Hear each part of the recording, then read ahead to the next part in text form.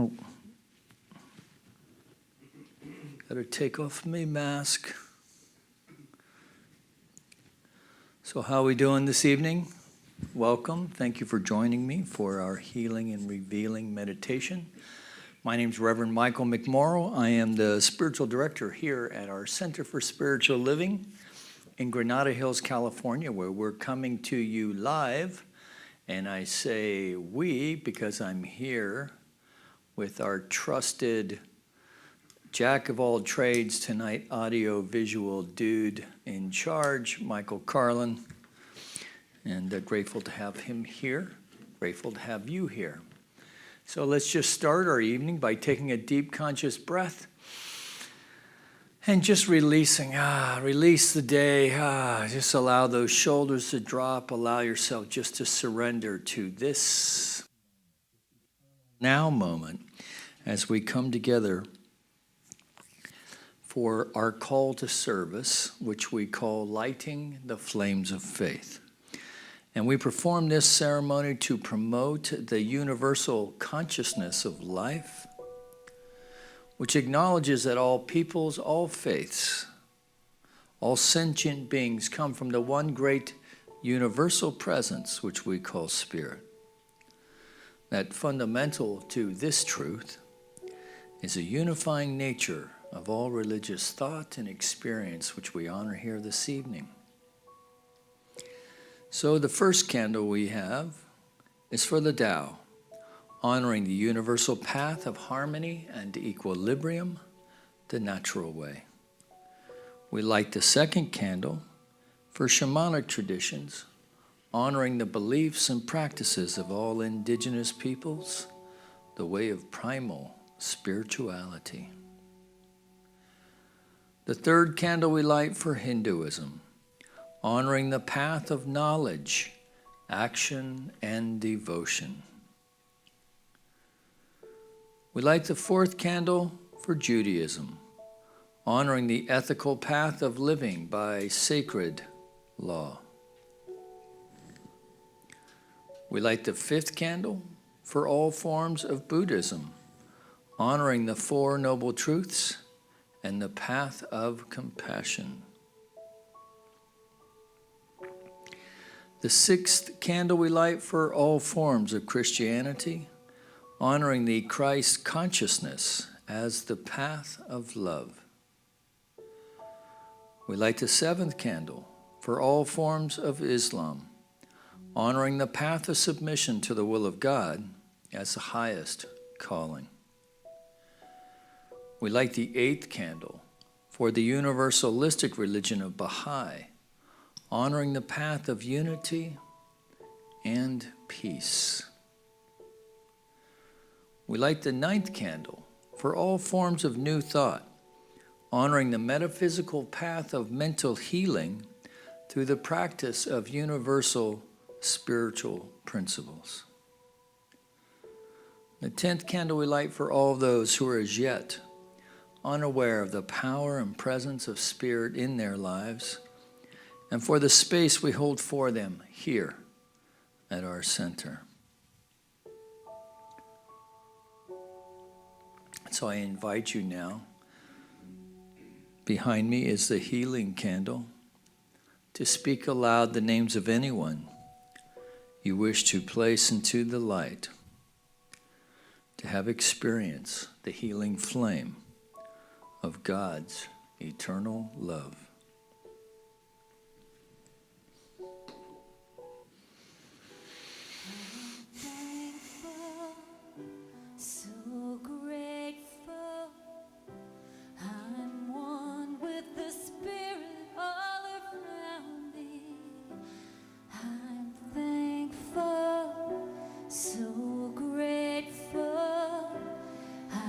Trust in God.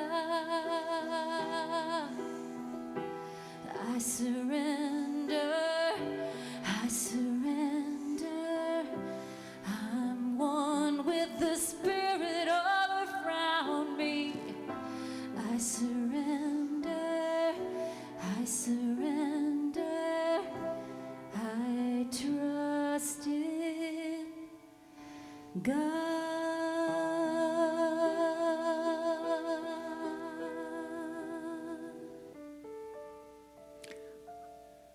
So let us take another deep breath. And in that release, just surrendering.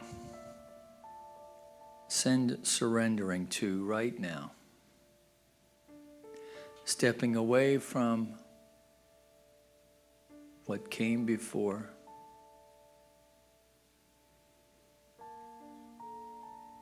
Turning our attention away from concerns of later, and recognize that right now is our point of power. So in this recognition of this power, in this moment, we connect with that aspect of ourselves, that seat of the soul, that essence of the divine itself, that place within us that's never been violated in any way, that this is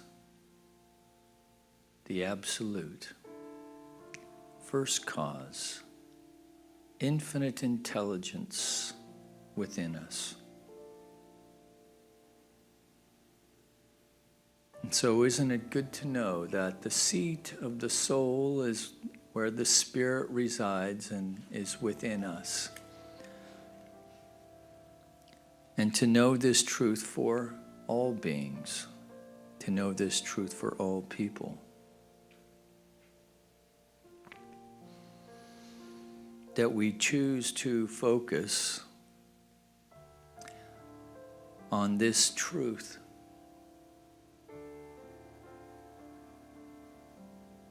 And in that focus, then, we see the light of the divine throughout all of creation.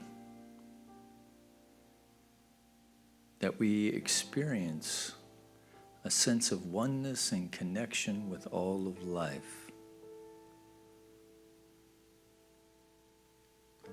So from this place of oneness, then, in this present moment, with all beings, with all peoples, I claim for all of us here this evening that we are open and receptive to have, to experience this evening, and to know that however it transpires, it is perfect. That we are open and receptive to whatever transpires.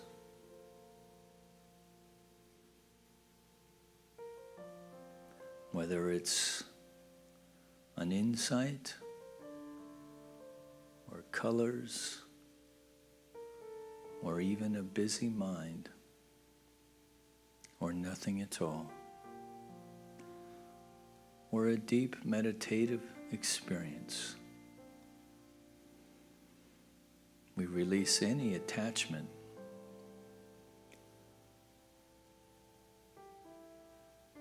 to a plan, even as we set our intention for this healing meditation. So taking a deep breath and release. And so we're releasing all the cares, the concerns, all the intentions held within the thought of those listening in the words spoken here. Knowing it is done, it is complete. And together we acknowledge this by saying, and so it is.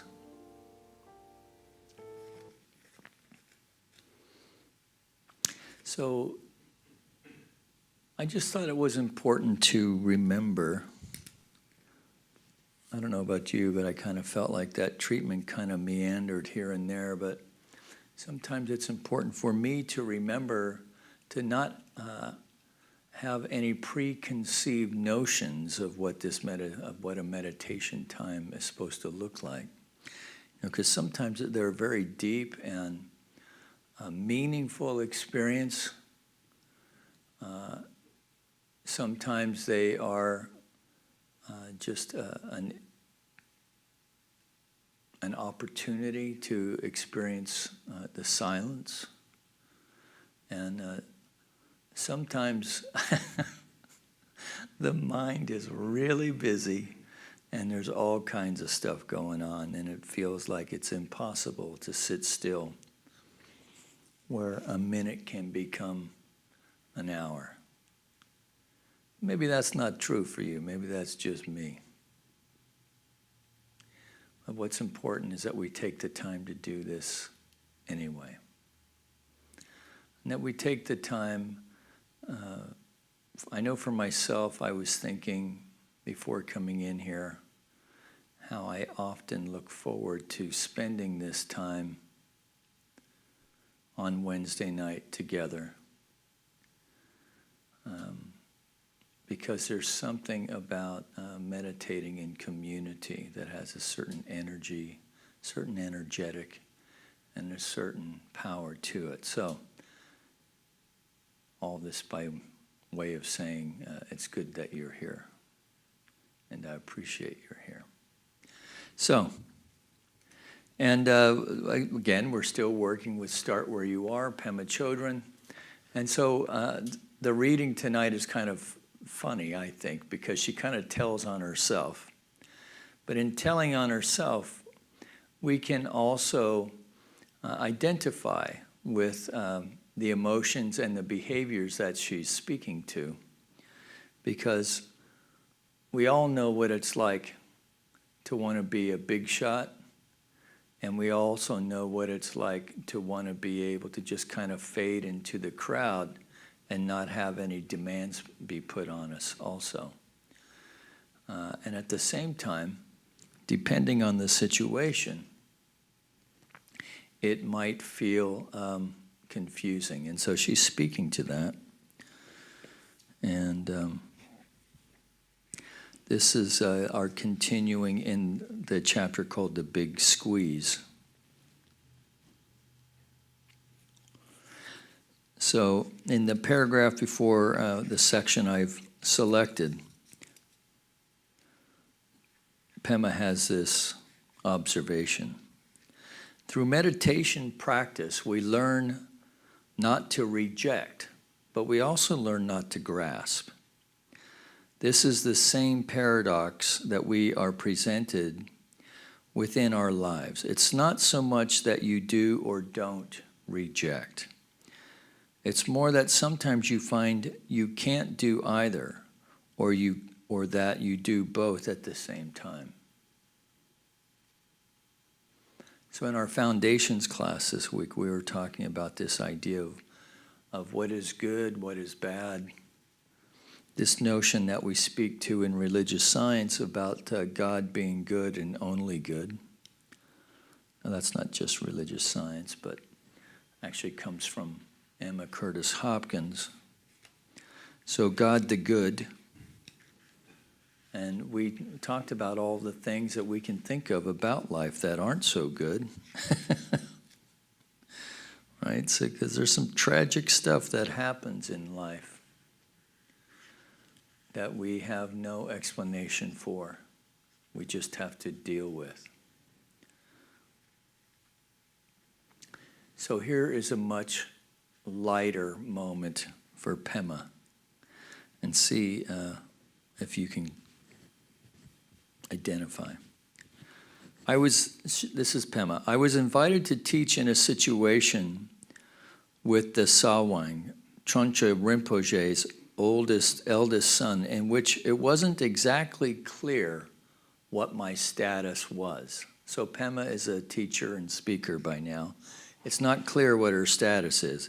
Sometimes I was treated as a big deal who should come in through a special door and sit in a special seat.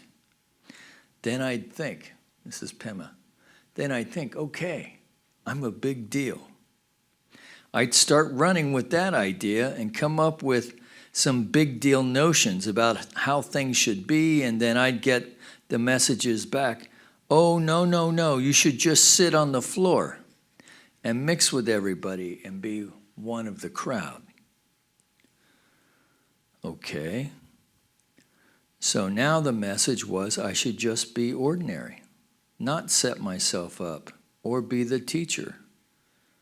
But as soon as I was getting comfortable with being humble, I would be asked to do some special something or other that only big deals do. This was a painful experience because I was always being insulted and humiliated by my own expectations. This was a painful experience because I was always being insulted and humiliated by whom? Her own expectations. As soon as I was sure how it should be, so I could feel secure, I would get a message that it should be some other way. Finally, I said to the sawing, "This is really hurting. I just don't know who I'm supposed to be." We can relate to that, right?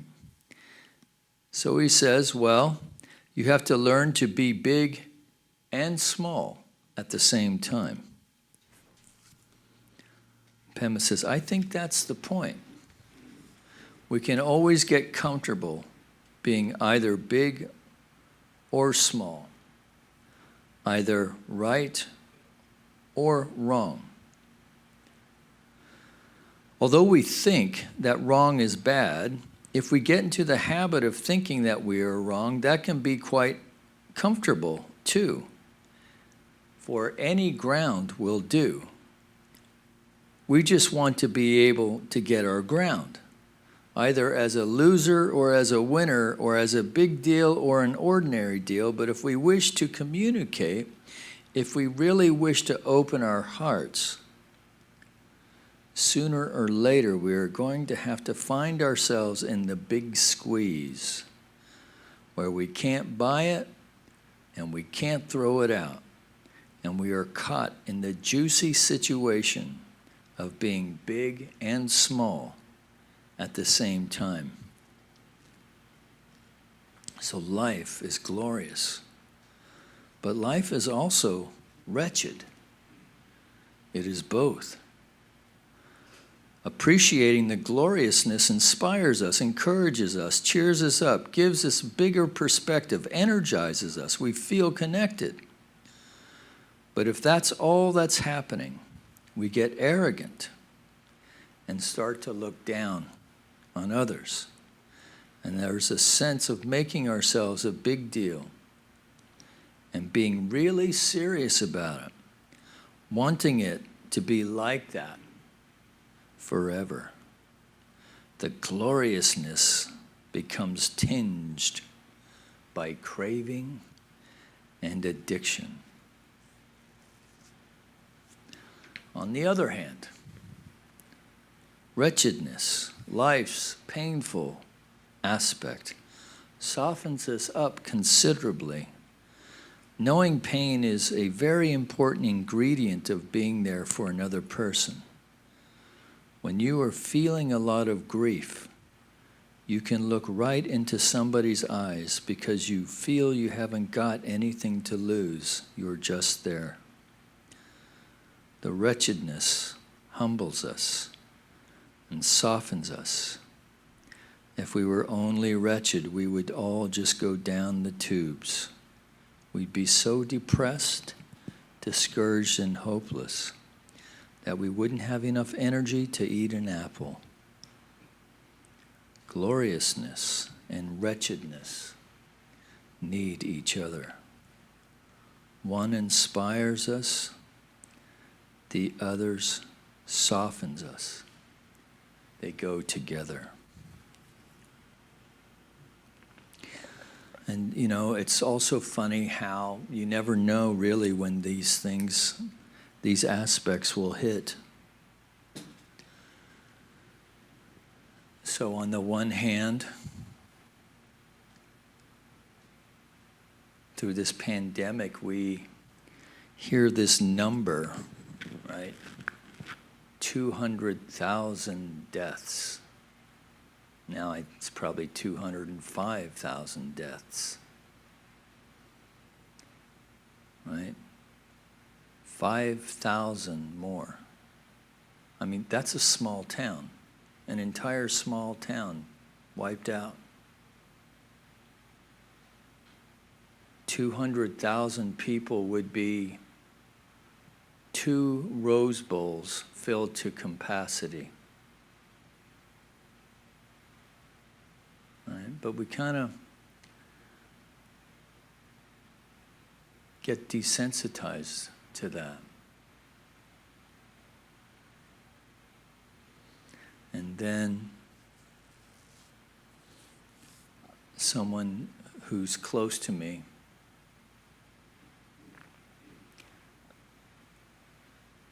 has a situation where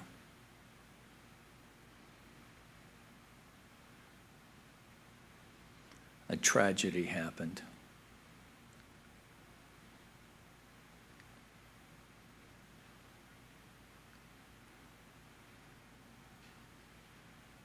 And so these words of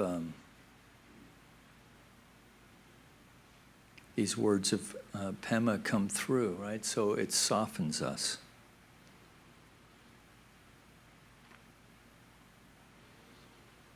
So I remember when I got the news of what had happened, I was all kind of armored up over stuff going out in the world, all armored up in my righteousness and my judgment, and how it all should be different than it is. And it just seems so important and feels like,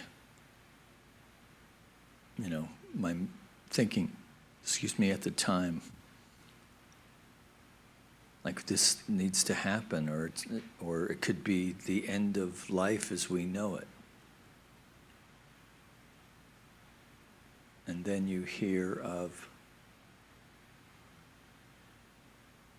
a tragic death, and it just kind of stops you in your tracks. It makes you realize the many things that are taken for granted, including the very gift of life itself.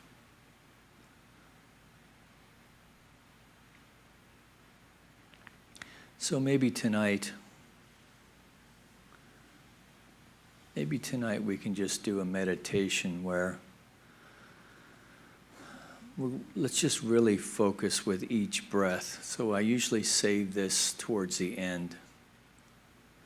But tonight I really want to cultivate a sense of love, of creating together in consciousness a field of light, a field of love.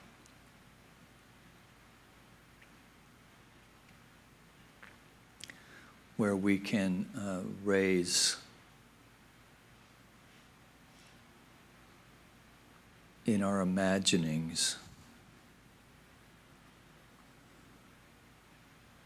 raise these people and these families.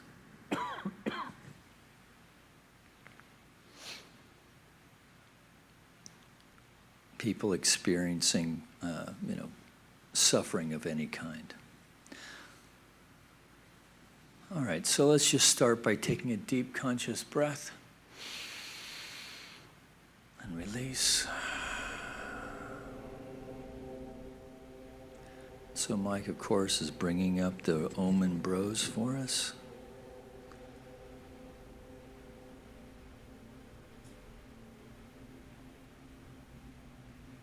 So if you're at home, you can feel free to Om away. Just feel that vibration in your chest.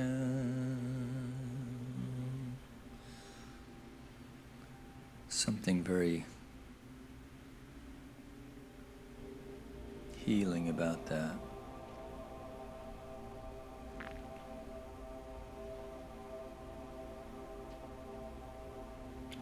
So if this is your first time joining us, We're just going to start by taking a deep breath. Just release. And in that release, I'm just releasing all the cares and concerns of the day and allowing myself to claim this moment as my own. Letting the shoulders drop. I'm just letting my arms drop to the side, feeling the weight of it.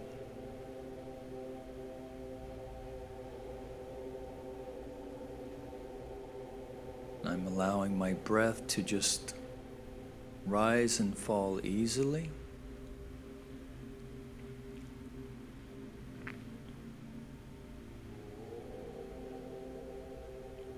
And I'm bringing my attention to the movement of the breath within the nostril.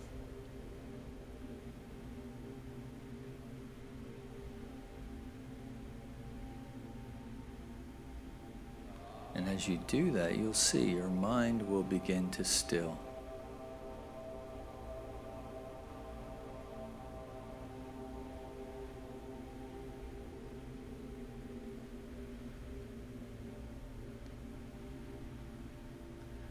So if you have your arms dangling as I do, we're going to take a deep conscious breath, and on the exhale, we're going to place them in our lap, however is most comfortable. So taking a deep breath and release.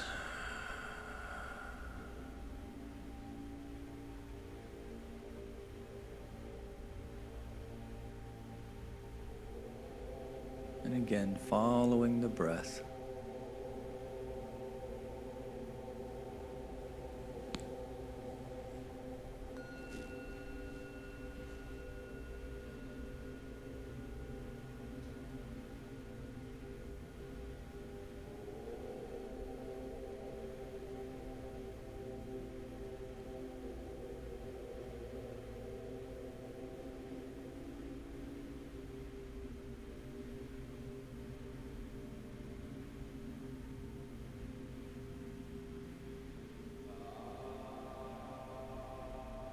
So we're just releasing any attachment to what is next.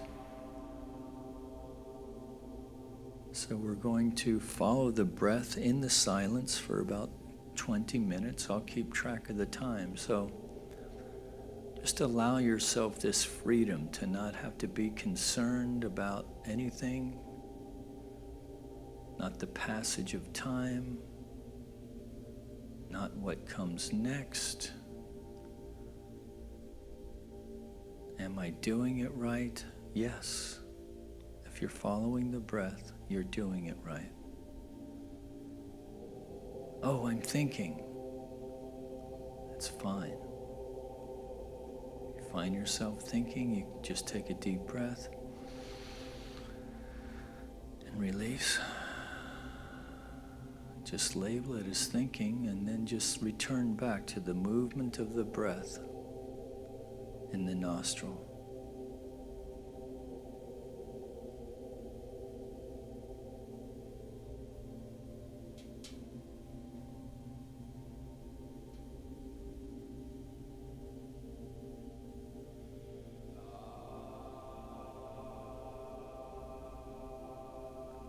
So that if you feel any discomfort,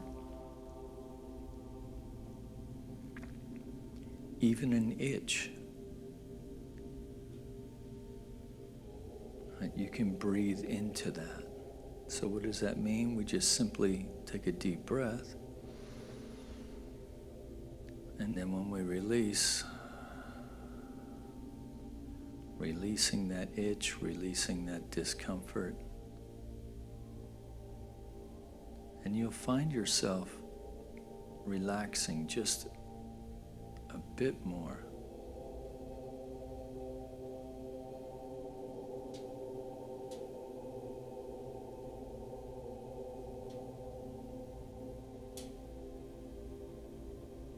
And that's really all there is to the technique.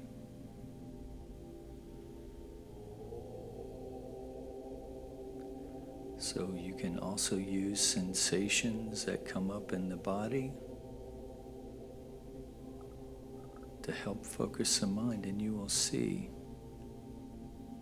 that you can go even deeper in this meditative state.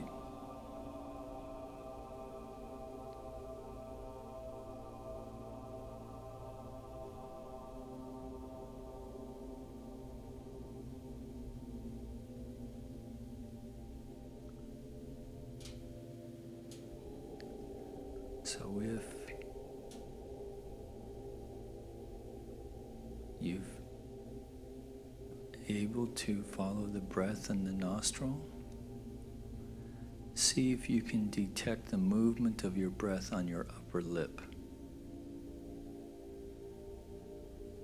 Just relax the face.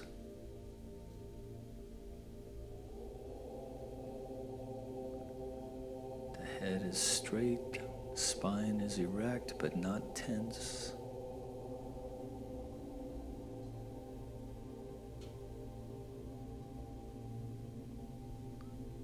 So let's take a deep breath now and release as we move into the silence now.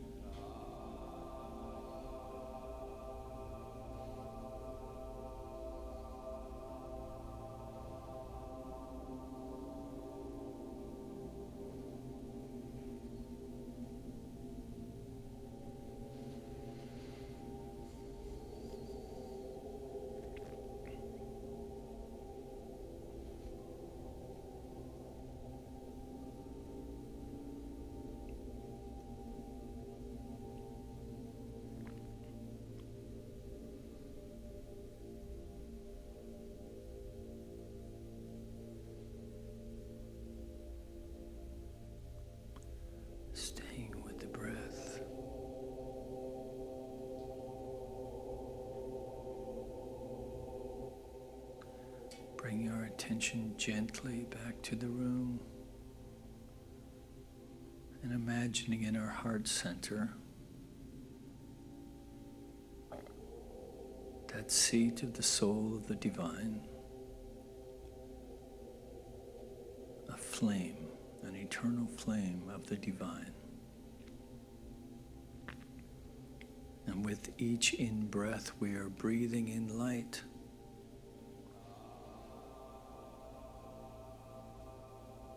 And exhaling love. Breathing in light. And exhaling love. We're going to do that for 5 minutes in the silence. Breathing in light. Exhaling love.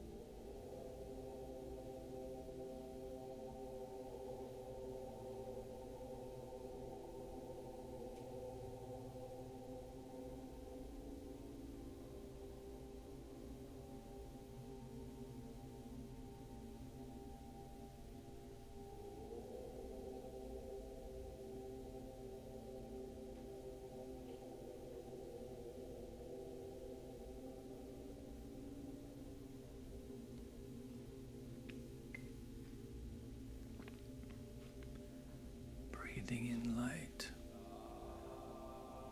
exhaling love. Breathing in light, exhaling love.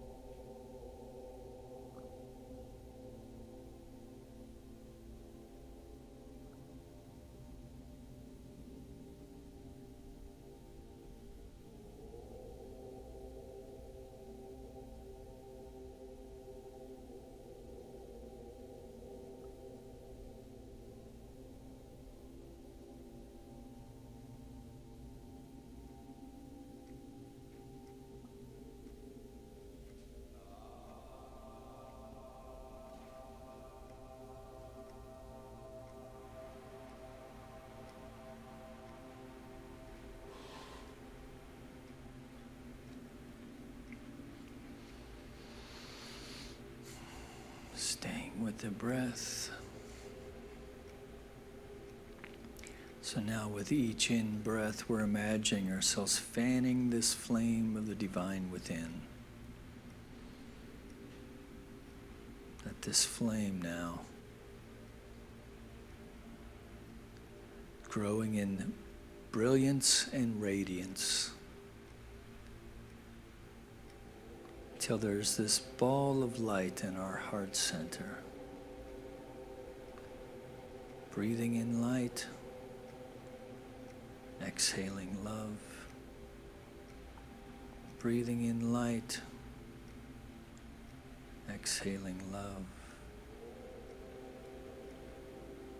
And as in the same way that we would blow up a balloon, that it just continues to expand and contract with each in-breath, with each inhale.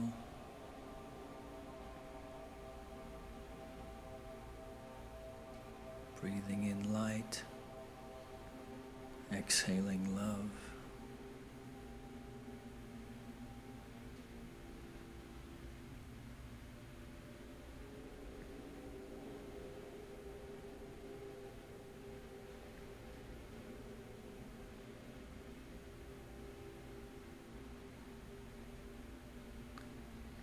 So that this globe of light now extending beyond our torso, side to side, front to back, top to bottom. That we are now sitting in this field of light and love. That we are allowing ourselves at a very atomic level to align with this energetic of love, this energetic of light. In this way, we are attuning to the divine light. Breathing in light and exhaling love. So that the very room in which we sit now is filled and expressing as this field of light, that together we are creating this field of light and love energy. And so we just raise and support anyone who's suffering in any way.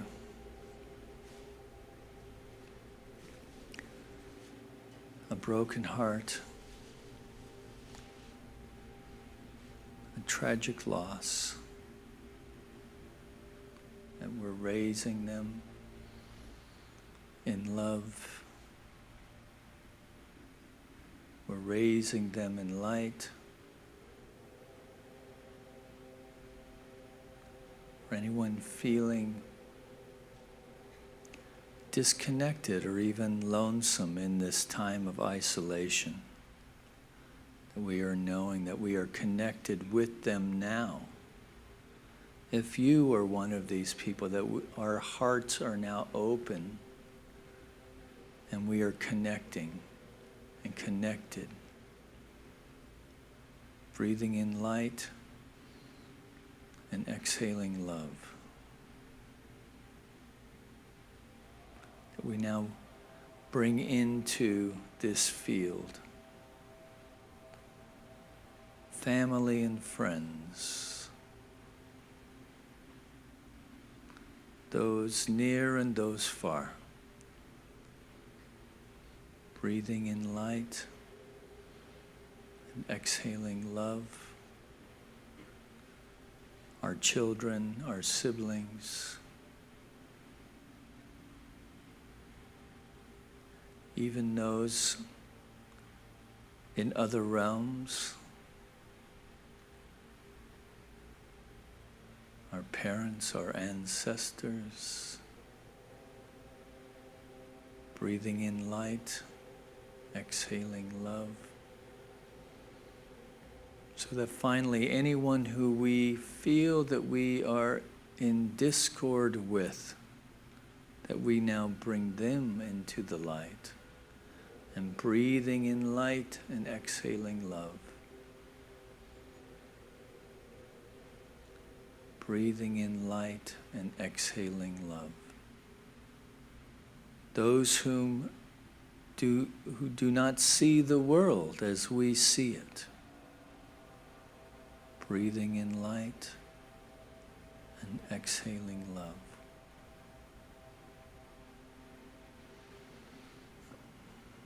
And so all of it now, we're just allowing it to be.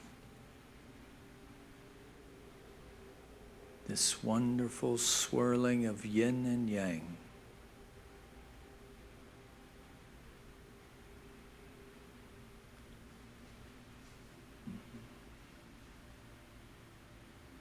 That we feel a oneness with all of it.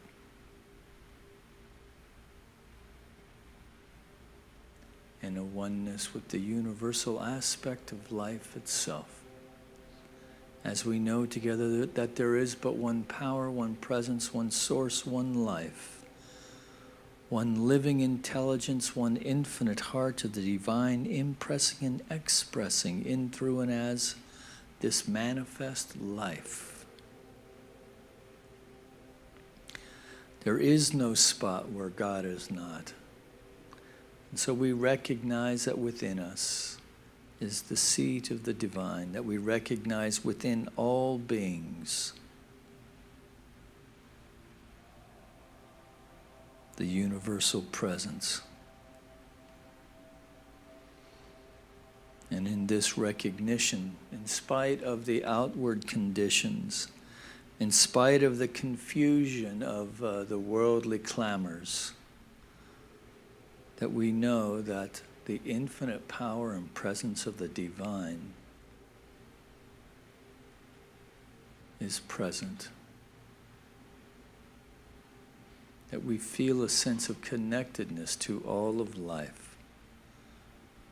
That our heart is open and soft and courageous and steeled.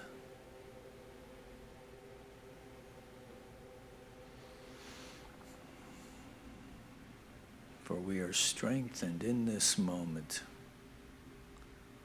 by the light, by the love of the divine expressing.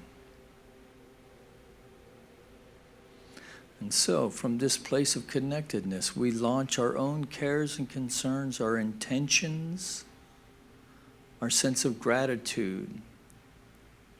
We launch all of it now, taking a deep breath.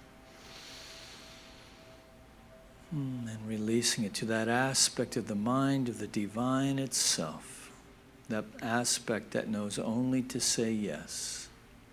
And so as we hit the pillow tonight, we do so in confidence, knowing that all is well, that we sleep deeply and restfully, that we awake, that we dream sweet dreams, that we awaken feeling rested and restored, full of vim and vigor and an excitement for the day and a zest for life. That we are the radiators of good, that we are the peacemakers. We are attuning the planet to ways of peace, harmony, and serenity.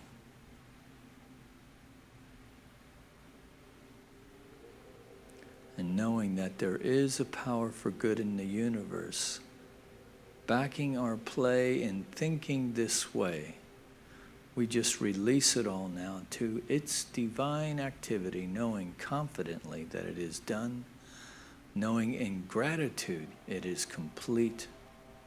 We release, we let it go, allow it to be so. And together we acknowledge this by saying, and so it is. Amen.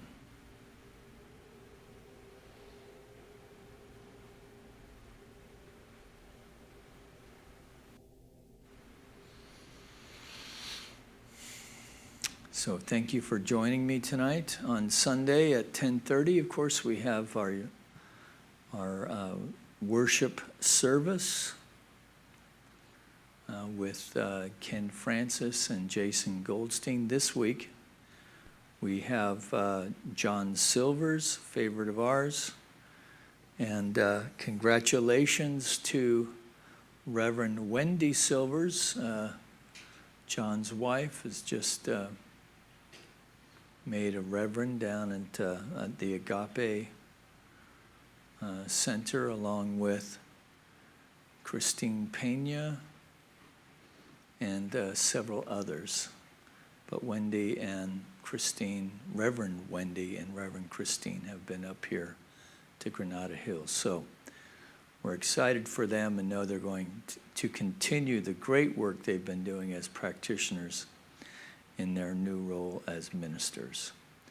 Also, on Saturday, and I have to get with Nikki, because I think we can join Reverend Nicole online for her graduation ceremony from the Holmes Institute for Ministerial Leadership. So we'll get that information. Look for it on your constant contact.